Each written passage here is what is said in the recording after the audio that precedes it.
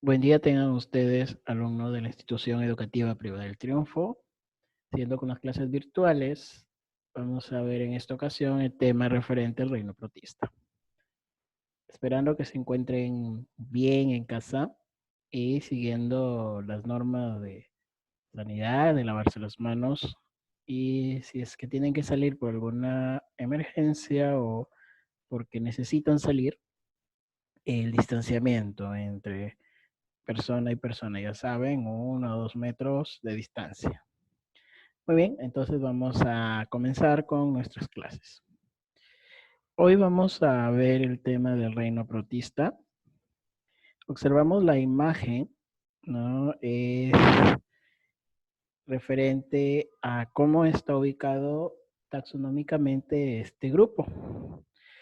Este reino protista se le considera como un grupo parafilético y quiere decir que las características que tienen, digamos, no abarcan como para considerarlo como un ancestro común. ¿Por qué? Porque hay características que salieron de un organismo o conjunto de organismos anteriores a él. Pero eso sí tiene características que están presentes en una planta, en un animal o en un hongo. Entonces, esas características en su conjunto eh, forman o son parte de los organismos del reino protista. ¿Qué características tienen estos organismos de este reino? Por ejemplo, ya son considerados como eucariotes porque presentan un núcleo verdadero, que en realidad su sistema genético, ¿no? Donde están todos los genes, todos los cromosomas, ¿no? Ya se encuentran dentro de una membrana nuclear, a diferencia de las procariotas que carecían de esa membrana nuclear. Y podemos observar que existen diversidad de formas, diversidad de estructuras, algunas tienen unas estructuras, otras no, pero lo que en común también tienen es que ya presentan una diversidad de organelos. Tienen estructuras también que les va a servir para la locomoción y usan diversas estrategias para poder suministrar energía a su organismo. Encontramos diversidad de formas, de tamaños. Hay eh, organismos, protistas que son microscópicos. Pueden estar solos, pueden estar en colonias o pueden ser ya organismos pluricelulares. Pero a diferencia de las plantas, de los animales o de los hongos, estos organismos, al formar estructuras mucho más complejas, no forman tejidos. Entonces ahí tenemos dos grupos ¿no? Están los grupos de protistas o protozoos y el grupo de algas. El hábitat se refiere al lugar donde vamos a encontrar o donde habitan estos organismos. Estos organismos pueden ser acuáticos, pueden estar en el mar o en cuerpos de agua dulce, como son los ríos, los lagos. Entonces ahí encontramos estos grupos de protistas. Pero también podemos encontrarlos dentro del organismo de ser humano. ¿Y cómo entraron allí? Hay diversos formas o motivos por los cuales ingresan a nuestro organismo. Uno de ellos es a través de los alimentos o el contacto que hayamos tenido con algún vector que haya estado infectado. En el caso de los alimentos, se debe a que no hay una buena higiene, ¿no? Se consumen crudos, sin lavar o al beber agua contaminada. También es, una forma de cómo ingresan estos organismos a nuestro sistema, produciéndonos enfermedades. Si no es tratado a tiempo, esta persona puede llegar a morir, ¿no? Pero el proceso, el ciclo, involucra el, el- el necesario,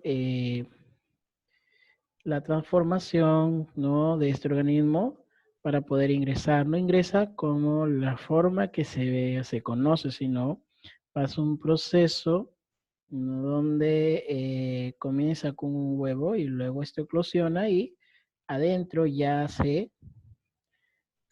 son liberados estos, estos organismos microscópicos. En realidad, huevos entre comillas, lo que en realidad se forman son unas estructuras coriáceas llamadas quistes. Ya, entonces enquista y luego salen. Y también tenemos pues a través de insectos, organismos, animales invertebrados, que dentro de ellos se alojan y puede ser en su sangre o puede ser en las secretas de estos animales. Entonces, una vez que ingresan, puede ser que nos piquen o puede ser que se posen también. Y si hay una herida abierta, peor todavía. Más fácil de que ingrese estos organismos, que en realidad son parásitos, ¿no? Y patógenos, como dice, o sea, producen enfermedades. Mayormente los que se encuentran, digamos, no son protistas, organismos protistas acuáticos, o sea, que no viven en el agua, viven prácticamente, son terrestres. Ellos en la mayoría son parásitos y también producen enfermedades. Y no olvidar recordar también que necesitan un vector para ser transportados estos organismos. Lo referente a la locomoción se refiere a cómo estos organismos han desarrollado estructuras que les permiten trasladarse de un lugar a otro, ¿no? O algunos, digamos, no hacen las migraciones, pero en el lugar o el entorno o el hábitat donde están ellos, allí van a tener un, un movimiento característico y eso se debe a esas estructuras de locomoción que van a tener. Aquí, por ejemplo, las estructuras de locomoción son los flagelos, los cilios, a través de pseudópodos o simplemente no presentan movimiento, se les dicen sésiles. Ahora, con respecto al flagelo, ahí pues tenemos a la euglena. Estos organismos son acuáticos, ya viven en el agua y utilizan estos flagelos para poder trasladarse o moverse. Luego, Paramecium, ¿no? Que tiene cilios, que también le permite tener movimiento. Ya estos Paramecium también se encuentran en el hábitat en el agua. Luego, con referente a los pseudópodos, tenemos a la ameba, que se le dice pseudópodos, ¿por qué? Porque estos tienen la característica de formar una especie de falsos pies, ¿no? Pseudo falso, podos pies, y le permite inclusive cambiar de forma. No tienen una forma ni simetría definida. Y lo usan con la finalidad de moverse o también englobar el alimento e introducirlo adentro, a su organismo. Y hay organismos sésiles ¿ya? Como el plasmodium, el que produce la malaria, y ellos no presentan movimiento. Entonces ahí tenemos la locomoción o los organismos o las estructuras que utilizan para poder moverse. Con referente a la reproducción, estos organismos ya desarrollan un tipo de reproducción sexual. Solamente bacterias era asexual, pero también tenía lo que era conjugación. Y es aquí muy similar en los protistas. ¿Cuál es la diferencia? Que en los procariotes o los del reino Monera, ¿no? No se le conoce como un núcleo hembra o un núcleo macho, ¿no? Sino como un donante y un receptor. Entonces aquí sí vamos a encontrar algo que sí resalta, ¿no? A la vista o es diferente. En lo referente a la reproducción asexual tenemos la fisión binaria, que puede ser longitudinal, o sea que el cuerpo a lo largo se puede dividir, o fisión binaria transversal, que el cuerpo, digamos, se tracciona o se estrangula por la mitad, y una vez que ya tienen ambas estructuras en ambos lados, entonces se separa y forma dos organismos idénticos al original. Lo mismo también ocurre en la fisión binaria longitudinal, que las estructuras que han sido separadas no conforman un organismo diferente. Y luego tenemos gemación. En este caso, la gemación, el organismo nos forma un bulto, el cual se conoce como yema, y ocurre una división de esos núcleos. Y una vez que ocurre esa división, cada estructura tiene un núcleo diferente, núcleo independiente uno del otro. Y una vez que ya se formó todas las estructuras, prácticamente se separa de esa yema del organismo que la formó. Y luego ya se desarrolla y forma otro organismo y hace lo mismo, ¿no? También más adelante, cuando llegue una etapa, va a poder formar esa yema.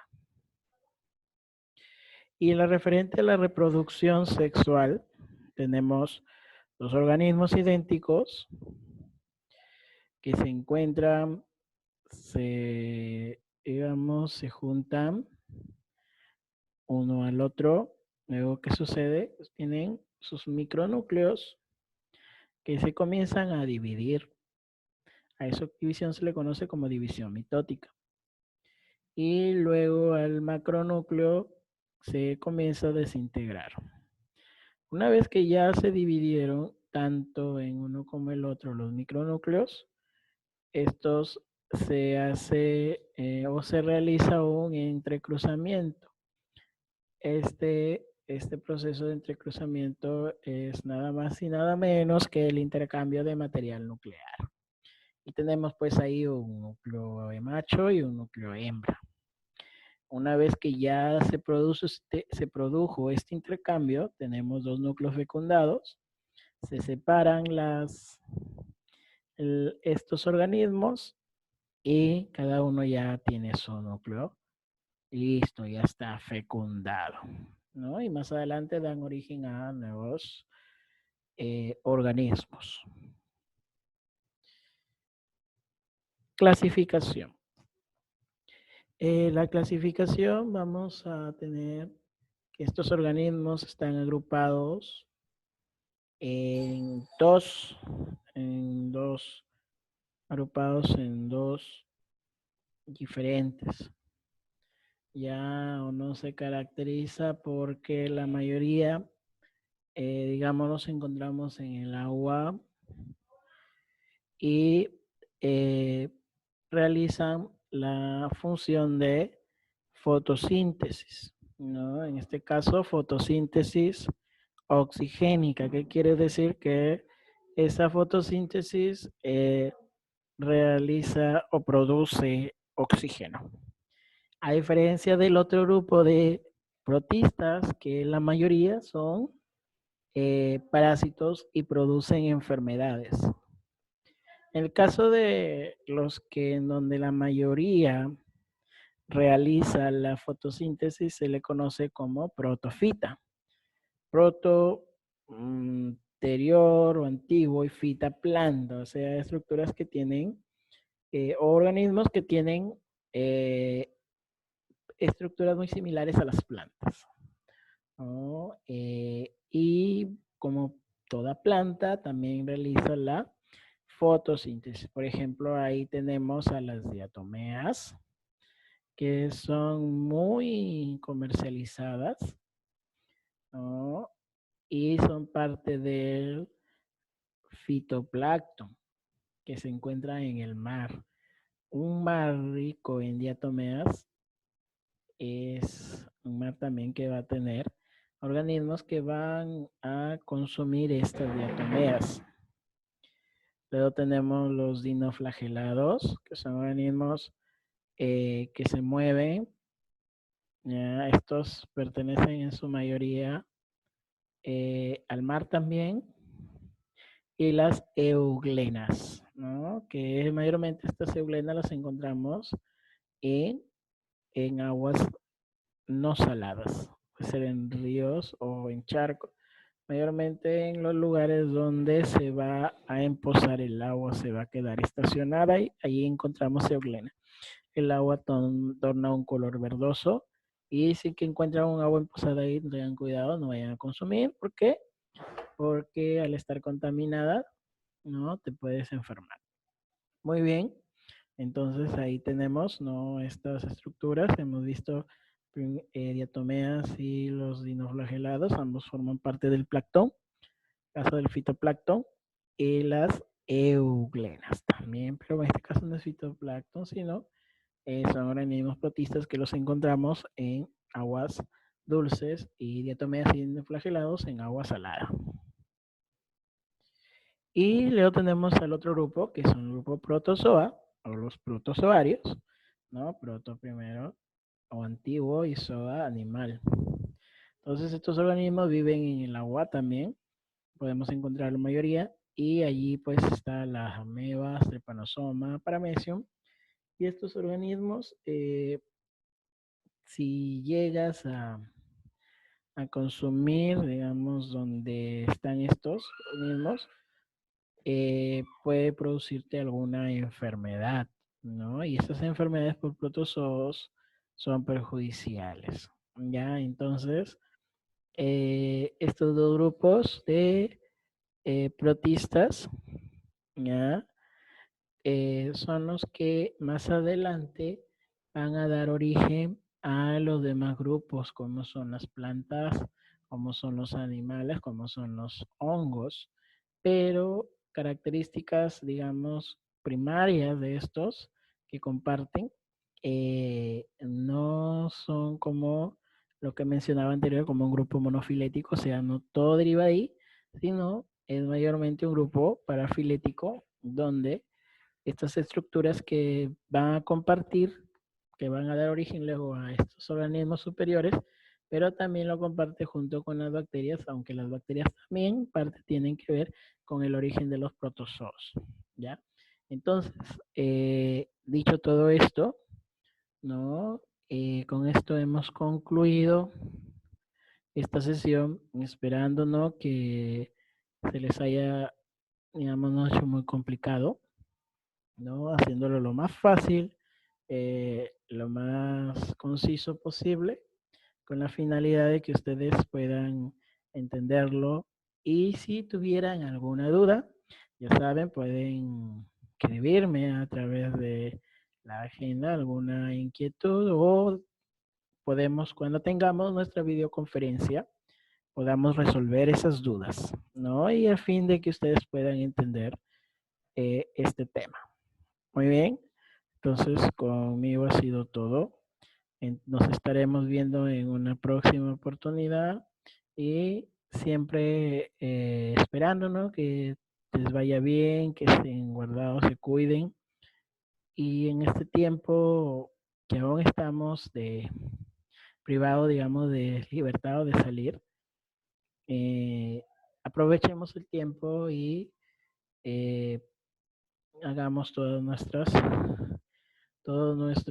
actividades que tenemos asignadas y el tiempo que tengamos disponible puedan pasarlo en familia, ya aprovechando y también no tratando en lo posible de no desesperarse. Todo va a pasar y esperamos pues que sigan las indicaciones, ¿no? Lavarse las manos y constantemente, y si van a salir ya saben el distanciamiento. Muy bien, chicos, conmigo ha sido todo. Estamos viendo hasta una próxima oportunidad. Hasta luego.